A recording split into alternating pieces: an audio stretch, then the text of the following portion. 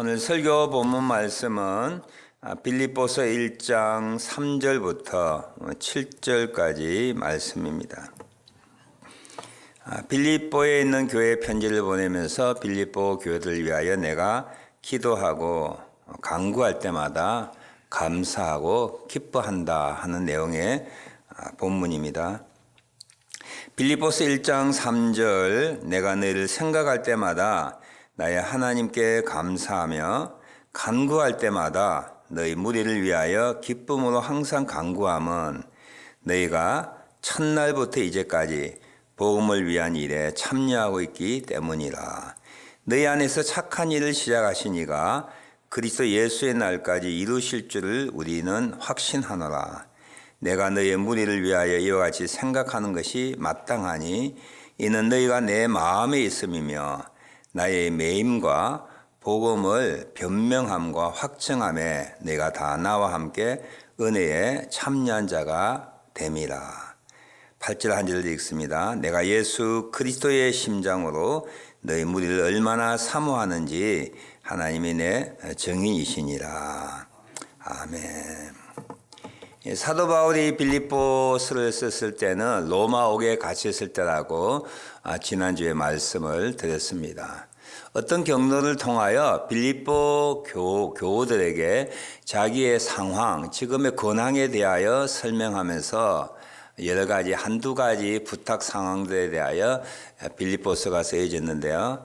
이 첫 번 부분에서 빌립보 교우들 생각할 때마다 기도할 때마다 내가 감사하고 기뻐한다 하는 내용이 전개되고 있습니다. 그 이유는 5절에 나와 있고 또 7절에 나와 있죠. 첫날부터 이제까지 복음을 위한 일에 너희 교회가 참여하고 있기 때문이다. 첫날부터 빌립보 교회에 복음이 전해질 때부터 사도 바울이 옥에 갇혔을 그 당시까지 빌립보 교회가 기도로 동참하고 물질로 동참하고 또는 사람을 보내어서 복음 전파하는 사도 바울을 도왔다라고 하는 것을 잘 알 수가 있습니다. 7절에도 보면 복음을 변명함과, 이 변명이라는 것은 변호함과 그런 뜻이죠. 복음을 변호함과 확증함에 다 나와 함께 은혜에 참여한 자가 됨이라. 제가 지난주 이 설교를 하면서 마지막 결론 부분에 우리 믿는 사람들은 빌립보 교회처럼 복음을 전파한 일에 참여하는 자가 되어야 된다. 이것이 그리스도인의 주업이다, 본업이다. 우리가 어디서 또 언제 무엇을 하든 어떤 상태에 있든 복음을 전파하는 일에 우리가 참여, 코이노니아, 참여하고 파트너, 협력자가 되기 위하여 이 땅에 살아가고 있다 하는 설교를 지난주에 했습니다. 설교를 마치고 난 다음에 그래도 좀 미진한 마음이 제 마음속에 들면서 지난주에 이어서 복음의 전파에 참여자가 된다고 하는 것이 무엇이냐라고 하는 것에 좀 더 구체적으로 설명하고 싶고요. 또 지난주 설교를 들으면서 혹시 여러분들이 잘못 생각하는 부분이 있을까 봐 더 높아심에서, 목회자의 높아심에서 몇 가지 더 보충하기를 원합니다. 첫째로 많은 분들이 이렇게 생각할 것 같아요. 제 개인적인 마음에 우리가 복음 전파에 참여하는 자, 또 복음 전파를 위하여 우리가 파트너가 되는 것이 우리 인생의 주업이라면, 본업이라면 우리가 살아가고 있는 생업이 있잖아요. 그 생업에 우리가 소홀히 할 수 있지 않을까라고 하는 염려와 걱정 때문에 이 복음 전파에 참여하는 것이 우리의 본업이 되는 것에 많은 갈등과 걸림돌이 있을 것 같은 생각들, 교우들이 하지 않을까. 지난주 설교 후에도 여전히 우리의 삶은 복음 전파에 참여하는 것이 본업과 주업이 되지 아니하고 옛날 같은 마음으로 돈을 버는 일, 또 노후의 평안함을 위하여 자기 이름을 내기 위하여 하는 다른 목적으로 삶의 현장에서 살아가는 마음이 그대로 있을 거라고 하는 생각이 들게 되었습니다. 복음을 전파하는 일이 우리의 주업이라는 생각이 들면 우리 교우들 어떻게 생각하면 혹시 광신자라가 되는 것이 아닌가. 복음 전파에 참여하라고 할 때 내가 복음 전파만 일을 하면 이 생업은 누가 감당하느냐.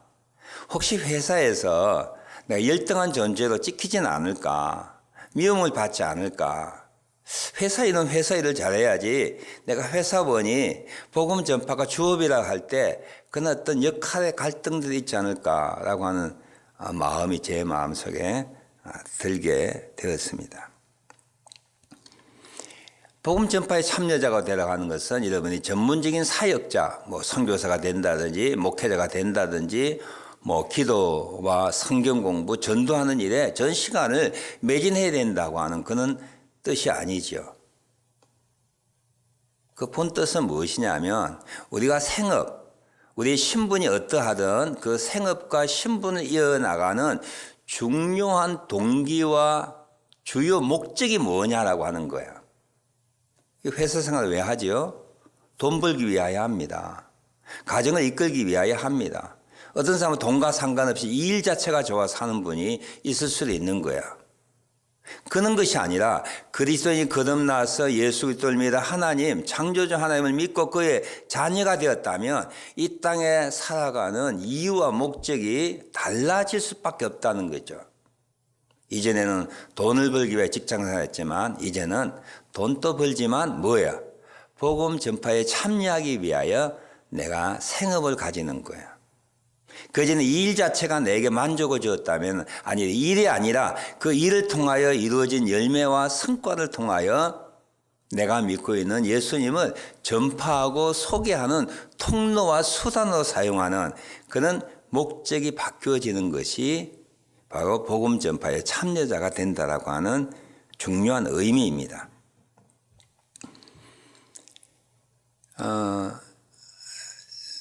지금도 그런 생각들 많이 갖고 있는데요. 직장 안에서 예수 믿는 사람이라고 하면 좀 이렇게 가소평가하는 경우가 많이 있습니다. 회식도 가지 않지요. 또는 일요일 날에 와서 일을 하라 그러면 나 예배 때문에 못한다 그러죠. 또 여러 가지 이유 때문에 이 회사 일을 세상 일이라 생각하고 자기의 진짜 마음은 교회 일, 기도하고 교회 어떤 직분의 그 일에 열심을 다하기 때문에 회사에서는 좀 부족한 사람, 있으나 마나한 사람, 뛰어난 회사에 공헌하지 아니하는 게으른 사람, 좀 회사의 구조와 맞지 아니하는 생각을 가지고 있는 사람으로 생각되기가 일쑤였습니다. 그것은 굉장히 잘못된 우리의 생각이죠. 그런 마음으로 회사 생활을 한다면 우리는 우리의 생업의 현장에서 복음 전파에 참여자가 되는데 굉장히 마이너스적인 역할을 할 수밖에 없습니다. 우리의 생업, 그것이 부업이 되고 복음 전파에 참여하는 것이 주업이 된다 할지라도 우리는 어떤 환경, 어떤 일을 맡길지라도 세상 사람과 비교하여 부족하지 아니하는 최선을 다하는 이 최고의 어떤 역량을 나타내는 그런 사람이 되어야 할 것입니다. 회식 장소도 가고요. 일요일 날도 일하려면 일을 해야 되죠. 예배는 언제든지 들을 수 있는 거예요. 꼭 주일날만 드리는 게 예배 아니잖아요. 이것 빼고 저것 빼고 이거 못하고 저거 못하고 한다면 회사에서 불필요한 존재가 될 수밖에 없는 것이죠. 복음 전파에 참여하는 것이 우리의 주업이라고 하여 내게 맡겨진 사명이라든지 세상의 일들에 대하여 게으르하거나 부족하게 해야 된다는 의미가 여기에 포함되어 있지 않습니다. 요즘에 저는 이 동영상을 가끔 옛날보다 많이 보는 편인데요.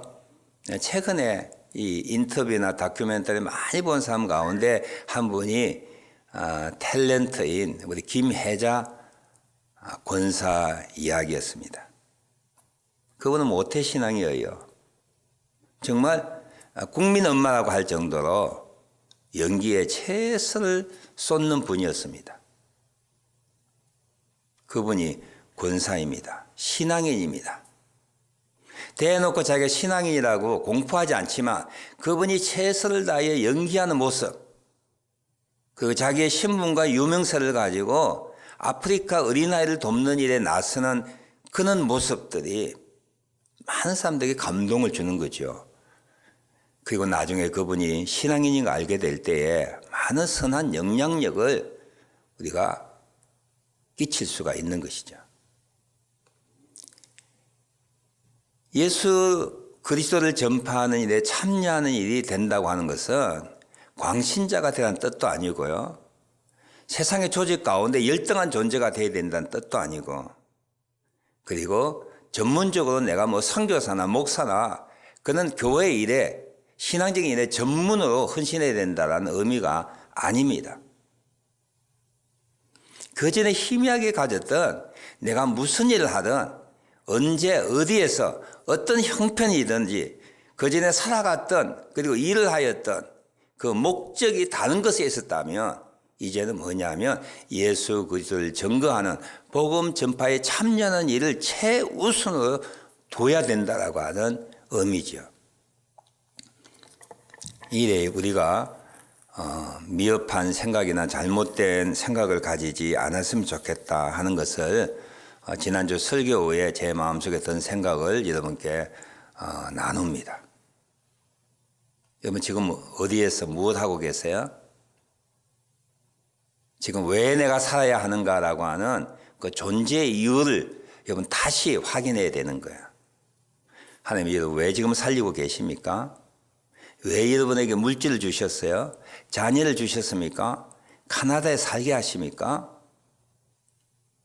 다른 여러 가지 이유가 있을지라도 최고의 우선순위와 우선적인 목적 이유가 있다면 바로 나로 인하여 하나님께서 내게 주신 복을 나누고 내 은사를 통하여 나의 시간과 물질을 통하여 직접적으로 간접적으로 복음 전파하는 일에 내가 코이노니아 참여자가 되고 협력자가 되기 위하여 지금 나를 살려주시고 나를 복을 주시고 나를 인도하셨다라고 하는 생각을 다시 한번 되찾는 우리들 되었으면 합니다.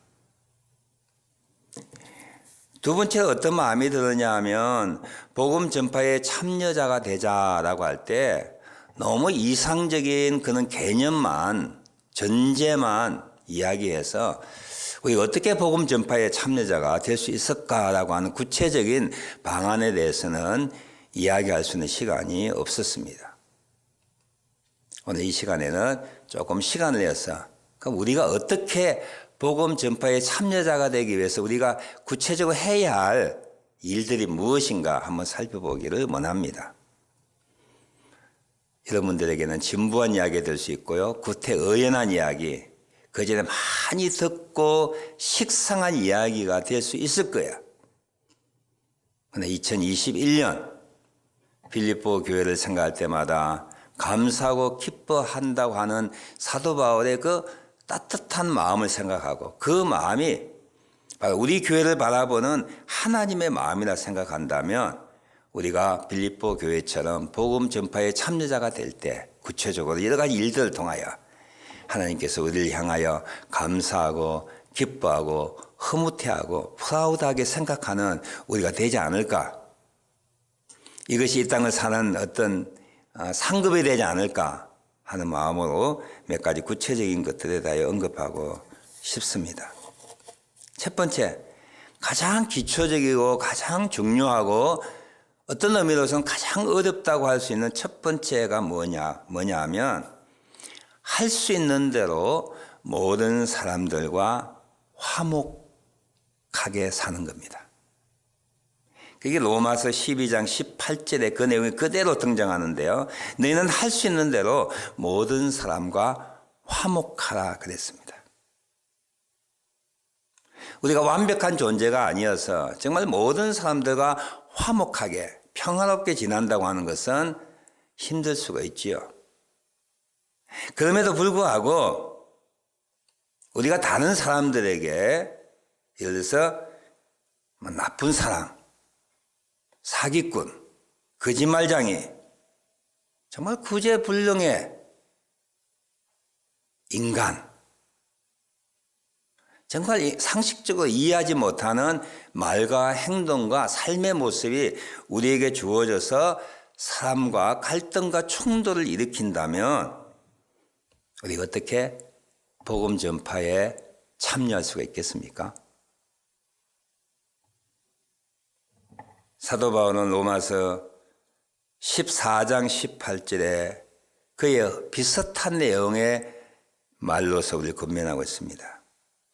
그리스도를 섬기는 자는 하나님을 기쁘시게 하고 또한 사람에게도 칭찬을 받느니라.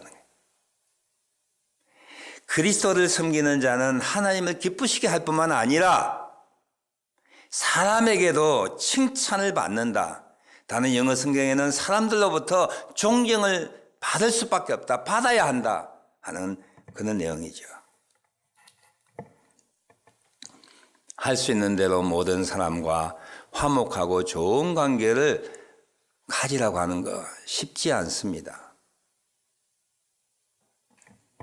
나의 것을 나눠야 되고 남을 도와줘야 되고 남을 섬겨야 되고 갈등이 일어날 때 내가 참아야 하고요. 손해봐야 하고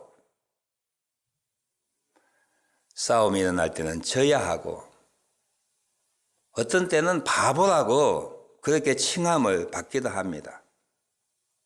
할 말 다 하지 못하고 살아야 하는 그런 힘듦이 우리에게 있을 수 있어요. 우리는 복음 전파의 참여자가 되기 위하여 제가 첫 번째 말씀드린 것처럼 아주 기초적이고 가장 중요하지만 어려운 할 수 있는 대로 모든 사람과 화목하고 좋은 관계를 가지는 것이 복음 전파의 참여자가 되기 위하여 우리의 가정에서, 우리의 직장에서, 우리의 교회에서 우리가 가져야 할, 이루어야 할 구체적인 삶의 모습입니다. 직장의 상사와 부하, 동료 또는 여러분들이 기업을 하시거나 가게를 하시거나 가스 스테이션을 하실 때 손님들과 여러분 화목해야 돼요.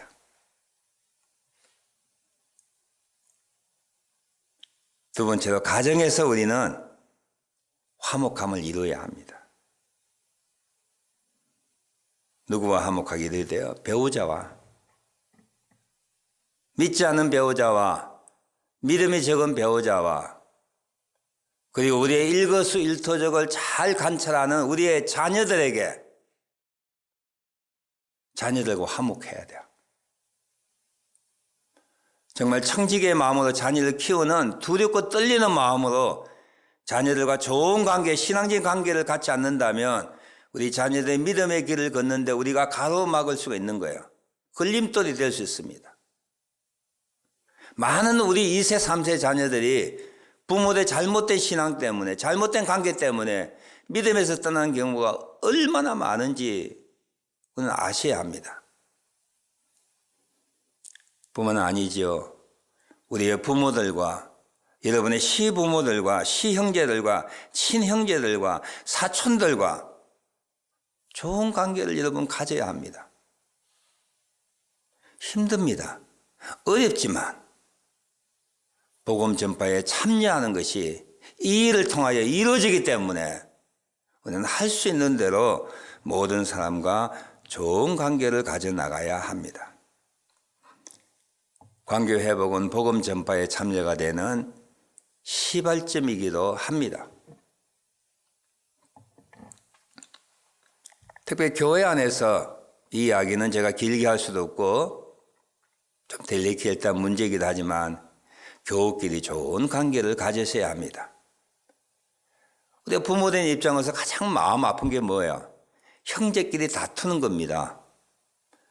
마찬가지로 하나님의 마음을 아프게 하는 거 여러 가지가 있지만 하나님의 백성들이 서로 시기하고 질투하고 원수되고 척 쌓는 이 일, 우리 육신의 부모의 마음에 아픔을 주듯이 교우끼리 대적하고 싸우는 일은 하나님의 마음을 아프게 하는 큰 일 중에 하나일 겁니다. 누가 잘못했든 그 이유가 무엇이든지 우리는 사탄의 역사에 속아 넘어가는 거예요. 우리는 용서하고 용납할 수밖에 없는 대상이지 서로 교우끼리 관계가 멀어지는, 서로 미워하는 그런 관계를 유지한다고 하는 것은 굉장히 잘못 생각하고 속아 넘어가고 있는 것이라고 하는 걸 아셔야 합니다. 첫 번째, 우리는 복음의 참여자가 되기 위하여, 복음 전파의 참여자가 되기 위하여 가정에서, 직장에서, 교회에서, 우리 어디에서 무엇을 하든 많은 사람들과 좋은 관계를 가질 수 있도록 모든 사람과 화목할 수 있는 그런 일에 우리가 마음을 써야 하고, 이것이 얼마나 중요한가에 대하여 우리는 깊이 명심해야 할 것입니다. 관계가 깨어지면 복음을 전할 수 없어요. 두 번째로 우리는 전도라고 하는 방법을 통하여 복음 전파에 참여할 수가 있습니다. 기본적으로 전도는 세 가지 큰 카테고리의 방법이 있지요. 생활의 모습에서 생활의 선한 역량을 통하여 전도하는 겁니다. 진리를 보여주는 거야. 말과 편지 등등을 통하여 진리, 예수님을 가르치는 겁니다.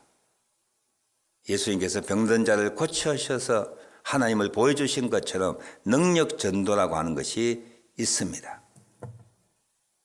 진리 되신 예수님, 그리고 살아계신 하나님을 삶의 모습으로 보여주고 가르치고 알려주고 그 사람들을 진리가 있는 곳으로 인도하는 이런 구체적인 방법을 통하여 우리는 복음 전도의 참여자가 될 수가 있습니다. 전도도 모든 사람들과 화목하는 것만큼 쉽지 않지요. 전도하기 위해서는 얼마나 어렵습니까? 나 전도의 열매는 내가 맺히게 할 수 없고 오직 하나님만이 하실 수 있다라고 하는 믿음을 갖게 될 때에 우리는 전도에 대해 그렇게 크게 부담을 가지지 않을 수가 있습니다. 많은 경우에 우리가 보여주고 가르쳐주고 알려주고 주께로 인도하는 이 일에 대하여 많은 불신자들이 거부할 수 있을 겁니다. 싫어할 수 있어요. 그렇지만 우리가 실망할 필요가 없는 것은 우리가 뿌려진 씨앗, 울며 눈물 흘리며 뿌려진 그 씨앗이 하나님의 역사로 열매 맺는다라고 하는 사실입니다. 내가 맺게 하는 거 아니에요. 하나님이 맺히게 해 주십니다. 하나님이 인도해 주십니다.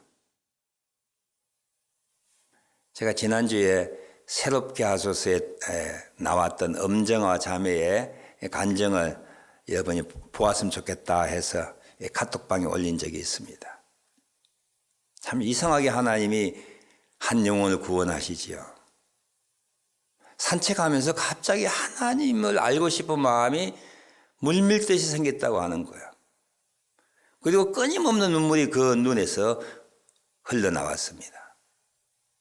특별한 이유가 없는 거예요. 결국 엄정한 자매가 예수님을 믿게 되고 신앙생활 잘 하게 되고 그 받은 은혜들을 참 잘 나누었는데요. 이게 새롭게 하소서의 MC가 질문한 거예요. 어떤 이유 때문에, 무엇 때문에 당신의 마음속에 하나님이라고 하는 단어와 하나님을 생각하게 되었습니까? 질문했어요. 저도 그 이야기를 들을 때마다 참 궁금하더라고요. 왜 갑자기 안 믿던 사람이 산책하면서 하나님에 대한 생각이 물뜻 생기게 되었을까요? 이 질문에 엄정화 자매의 대답은 이것이었습니다. 오래전에 이영자라고 하는 개그우먼이 있었는데 무슨 인사를 하면서 언니, 하나님이 언니를 사랑해. 정말 그 멘트 때문에 닭살을 돌 만큼 싫었지만 하나님이라는 단어가 그 속에 있었다고 하는 거예요. 그리고 몇 년 전 촬영할 때 같이 연기했던 배우의 매니저들이 예수 믿는 사람이라고 하는 걸 자기가 알게 되었다고 하는 거야. 지나가는 말로 하나님이 언니를 사랑해. 같이 연기했던 연기자의 매니저들이 예수 믿는 사람의 독특한 그 모습들, 특별한 모습들, 변화된 모습들을 보여줄 때에 그것을 바라보는 그 자매의 마음속에 하나님이라고 하는 단어가 새겨지기 시작했다는 거예요. 이게 전도입니다. 씨는 우리가 뿌리지만 누가 자라게 해주시지요? 씨가 뿌려진데 그것을 열매 맺게 하는 건 누가 하시지요? 하나님이 하시는 거야. 거듭난 우리의 변화된 모습, 그리고 나의 작은 손짓과 그리고 대화와 격려와 몸짓에서 보여주는 다른 사람을 나보다 낫게 여기는 섬김과 관심과 돌보와 위로와 격려들, 이런 것들이 상대방의 영혼 속에 하나님이라고 하는, 예수 그리스도라고 하는 복된 소식이라고 하는 것을 뿌려지는 그는 통로가 된다라고 하는 사실입니다. 예수님을 알지 못하는 사람은 누구든지 복음에 거부하지요. 어둠 속에 있기 때문에 빛이 들어오는 걸 싫어합니다. 그럼에도 불구하고 우리는 하나님께서 내가 뿌려진 씨앗에 보여준 그 빛에 맛보기 한 그 소금의 조금 짠맛이 나를 통하여 보여준 하나님의 사랑, 그리스도의 편지로서 보여주는 하나님의 사랑이 조금이라도 보여진다면 하나님은 저들의 영혼 속에 역사하게 될 것입니다. 전도하는 일에 두려워하지 마십시오. 입을 열지 아니하도 나의 변화된 모습을 통하여, 나의 미소를 통하여, 나의 작은 관심과 사랑을 통하여 상대방의 영혼 속에 진리 되신 예수님을 소개할 수 있고 보여줄 수 있고 할 수 있고 믿게 할 수가 있습니다. 우리는 기회가 있을 때마다 우리에게 기회가 허용될 때에 이 전도하는 일에 그 기회를 놓치지 아니하는 영적인 민감함이 우리 평생 살아가면서 잃어버리지 않기를 원합니다. 세 번째로 누가복음 11장 9절에 보면 예수님께서 구하라 그러면 너에게 주실 것이요. 기도라고 하는 것을 통하여 우리는 복음 전파의 참여자가 될 수가 있습니다. 구하라 그러면 너에게 주실 것이요. 뭘 구하라고 하는 거야?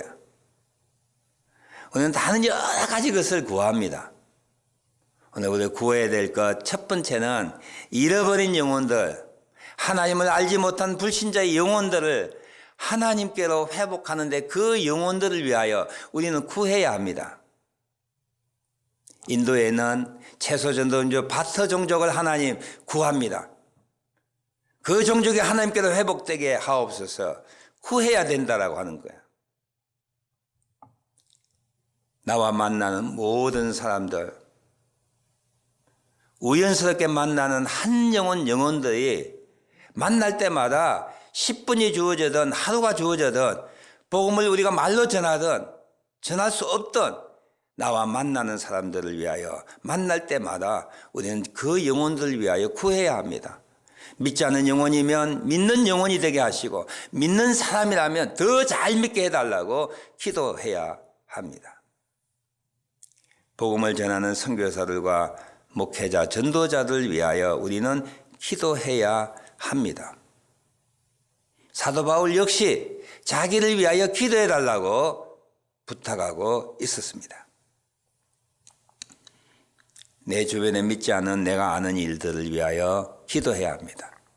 친구를 위하여 기도해야 되고요. 믿지 않는 부모 형제를 위하여 기도해야 되고 동료들 위하여 기도해야 되고 믿지 않는 우리 자녀들을 위하여 우리는 기도해야 합니다. 이 세상에 어둠의 역사가 그치고 하나님의 영광이 나타날 수 있도록 우리는 기도해야 합니다. 기도만큼 중요한 하나님의 능력이 어디에 있겠어요? 구하라 그러면 너에게 주실 것이요. 복음 전파에 참여가 될 수 있는 가장 큰 역할 중 하나가 바로 기도하는 것입니다. 무릇 선교사가 되는 거야. 한 번도 가보지 아니하는 그 채소전도 종족의 마을을 위하여 사람들 생각하며 기도하는 거야. 기도의 능력이 얼마나 큰지 우리 모든 여러 간증을 통하여 역사적인 사건을 통하여 우리는 다 알고 있습니다. 기도가 얼마나 큰 능력을 가지고 있는지, 그래서 어둠의 영들은 우리로 하여금 기도하지 못하게 하는 거예요.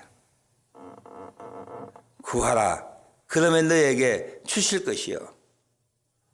복음 전파의 참여자가 되기 위하여 우리는 믿지 않는 영혼들이 하나님께로 회복될 수 있도록 우리 주변에 있는 사람들과 복음을 전하는 선교사들과 내가 만나는 사람들과 그리고 이 온 세상을 위하여 기도할 때에 복음 전파의 참여자가 될 것입니다. 우리 교회는 은퇴하신 분들이 많이 있습니다. 8분의 5 정도가 우리 교우들의 8분의 5가 은퇴자야. 은퇴자는 모든 게 제한되어 있지요. 육체적으로 노쇠하고 재정적으로도 부족하고 여러 가지 것들이 어렵지만 기도는 할 수 있는 거야.